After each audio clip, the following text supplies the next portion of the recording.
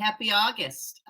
Finally got the intro right. Can you believe it's been a year since I started doing these little brief book reviews? And I've got some news at the end of the broadcast about it, but happy anniversary to me.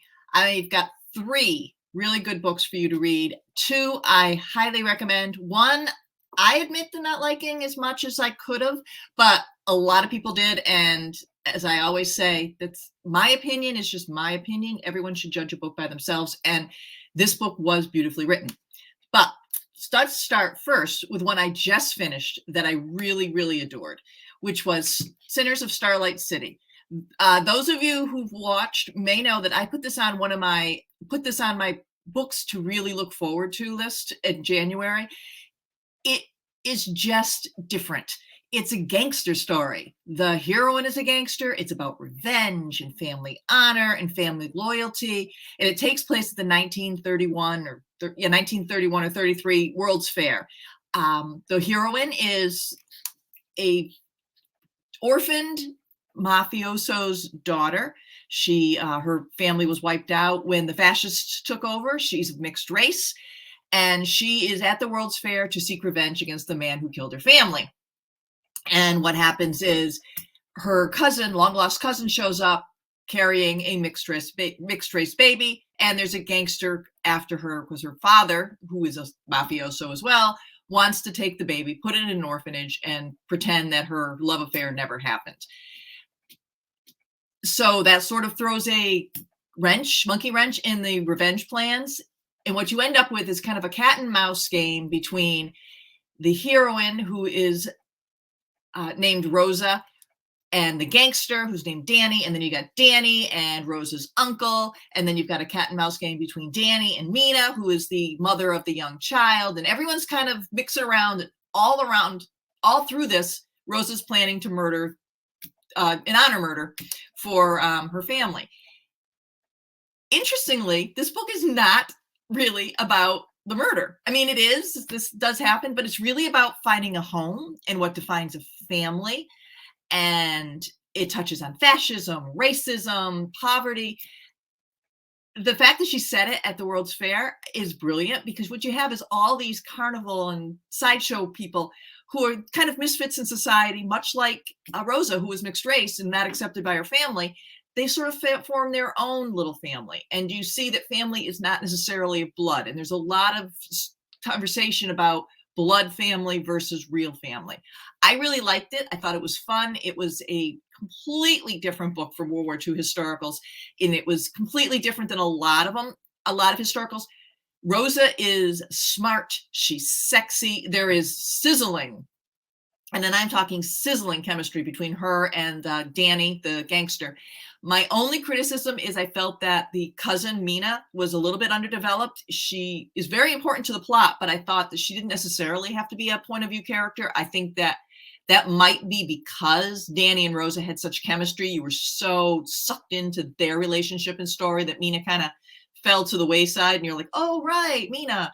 But overall, fantastic book. I gave it 4 out of 5 stars. I will be buying Anika Scott from now on. She is now moved on to auto buy. I think she was fantastic. The next book is Madwomen of Paris. This is the book I said that I wasn't as crazy about as some people. It's a very hard read. It is a very hard read. It is about the abuses that take place in a women's insane asylum in Paris. And it's during the height of the hysteria, so to speak, where they were diagnosing women left and right as having hysteria as opposed to anything else. And the way they treated these patients. I mean, first off, you wanted to get diagnosed with hysteria over insanity, because insanity, you were just locked up and totally abused. Hysteria, they were treated to hypnosis. They were forced to endure these humiliating sessions where they were put on stage to pretty much perform anything they could. And this is a story of this woman, Lori, who is cured of her hysteria, and partly because she can't be hypnotized. And she's in charge of taking care of the other women, especially the ones who are the showstoppers, so to speak. And she falls in love with one of them, who's in this insane asylum and is highly suggestive and is going through all sorts of terrible things. And meanwhile, Laurie's trying to get out and find her missing sister, but she can't because she feels this loyalty to this woman, Jennifer. And you find out what's going on with her story. And, that she thinks that she may have killed someone. Maybe she didn't. She doesn't remember. And the mystery is she a horrible murderess, or is she a victim? And, is Laurie in love with the killer, or is Laurie in love with the victim? And there's a lot going on. I didn't think it wrapped up as nicely as I wanted it to. I think partly because I wasn't in love with Laurie, but the writing was amazing. And I had such a visceral reaction to everything they did to these women. I was angry at the abuse. Jennifer Epstein did a fantastic job. It is meticulously researched. It is incredibly well written, which is why I say, read it and judge for yourself. It's based on true story, which makes it even more horrific, because when you read it, you're like, oh my God, these things really happened. And you are, between this and Only the Beautiful by Susan Meisner, you begin to realize just how horribly women were treated in the 19th and early 20th century in terms of their mental health. So 3 out of 5 stars for me. I hope that you guys will read it and tell me that I'm wrong and that it's much better. I know that review-wise, it's getting terrific reviews on Goodreads and Amazon. So I think that I'm an outlier on this one. And then the final book. If you watched Step Into the Story, you know that I adored this book. I gave it 5 stars. I don't think 5 stars are enough for this book. Beatriz Williams is one of those authors who simultaneously makes me love her and hate her. I hate her as a writer because she is so good. She has so much gifts when it comes to wording and emotion and voice, which is also why I love her. She is an auto-buy. I have read just about everything. The few things I haven't read yet are on my to-be-read pile. I have bought everything she owns. She's one of her gifts is her gift of voice, where she manages to make every character sound different. This is a story of Cricket Winthrop, who lives on Winthrop Island. Those of you who have read Beatriz Williams probably know she's done books on Winthrop Island before. She actually leaves an Easter egg regarding summer wives in it. Cricket is the daughter of the caretaker of Summerlee, which is a character in itself, much like Mandalay is in Rebecca.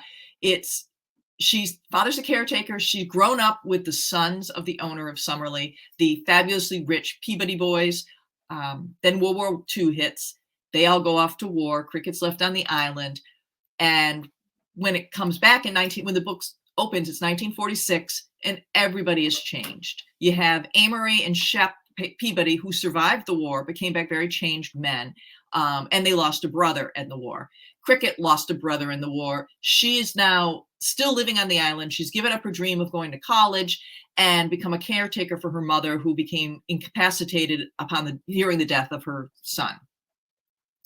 And it's very forlorn. It's very melancholy. And you almost feel Cricket's hopelessness. And then suddenly Aunt Olive appears on the scene. Aunt Olive is fabulously alive. She enjoys life. She's a wonderful mother. She bakes bread. She's just full of brightness. And she reignites Cricket's dream of going off the island and becoming something more, being something more, finding love, finding everything. And then an FBI agent knocks on her door, and we hear that Aunt Olive may be an espionage agent. I'm not spoiling anything because this flips back and forth between 1946 and 9 years later, in 1954, or 8 years later, when you have Cricket, who does live off the island, and Aunt Olive is in jail as a KGB agent. That's right.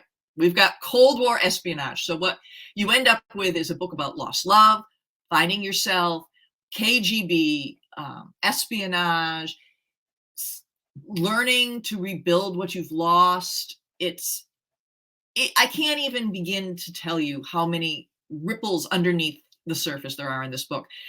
One of the things, like I said, one of the gifts that Beatriz Williams has is she's able to work the voice based on the character. And the narrator, Cricket, in 1946 and the narrator of Cricket in 1954 sound like different people. You can tell something happened every time she flashes back and forth. And the other part of it is she manages to wring every drop of emotion and subtext out of a scene.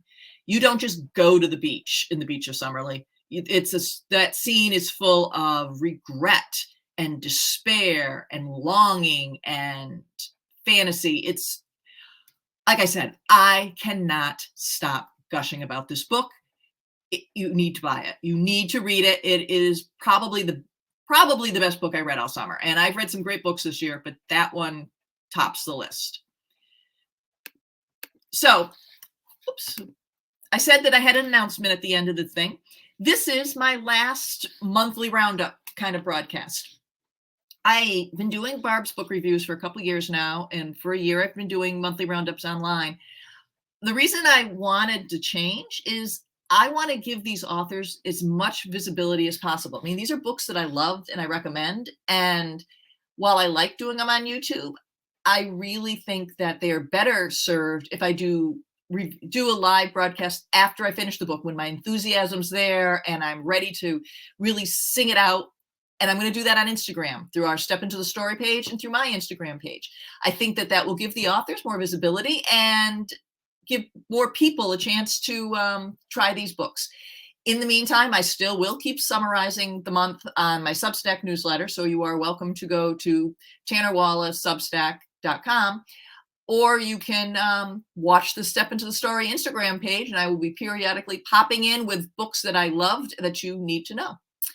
Thank you very much for watching this whole year. It's been a lot of fun. I appreciate you sitting through while I learn how to do intros and learn how to not stutter so much online. It's been a lot of fun. I love reading these books and I love recommending books. I hope that you will pop in and see me on Instagram. And again, thank you very much for listening. I really appreciate it. And by the way, don't forget to subscribe to Step Into the Story on YouTube, or join our Facebook community at facebook.com/group/Step Into the Story. We will still be doing our book discussions. In fact, our next one is Kate Kavari's The Botanist's Guide to Flowers and Fatality. I've already started it. It's wicked fun. So please join us when we discuss these things. We're still doing all the other same programming. So again, see us on YouTube, see us on Facebook, and don't forget to visit us on Instagram.com/Step Into the Story Books. Have a great summer, and I will see you soon. Bye-bye.